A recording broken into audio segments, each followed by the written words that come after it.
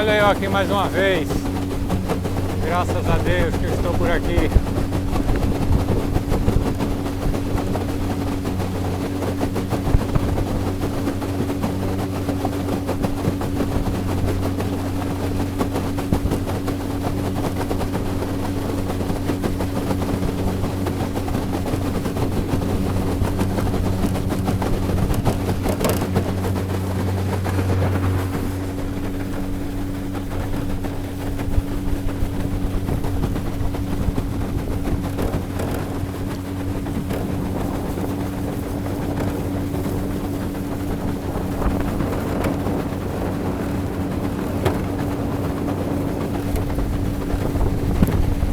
Aí em cima de tu, Vivi?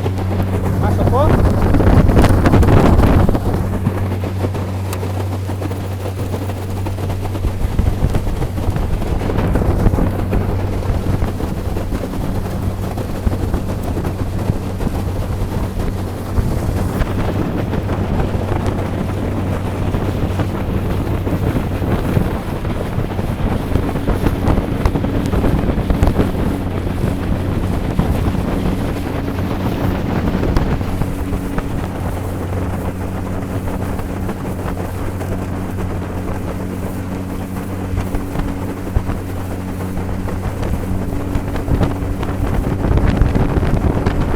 Patroa que tá navegando, pilotando, para quando a gente fizer uma viagem longa, poder aliviar também para mim. Eu piloto um pouco e ela pilota um pouco.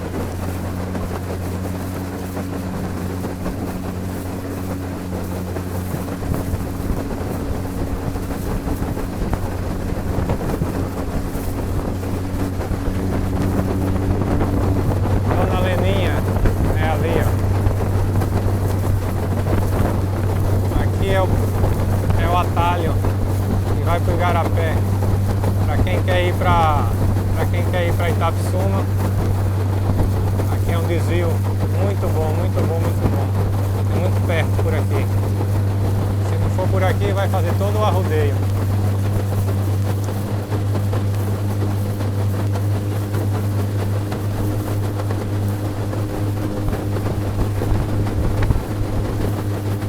Vai pegar, mas aquilo ali é uma canoa pescando de rede.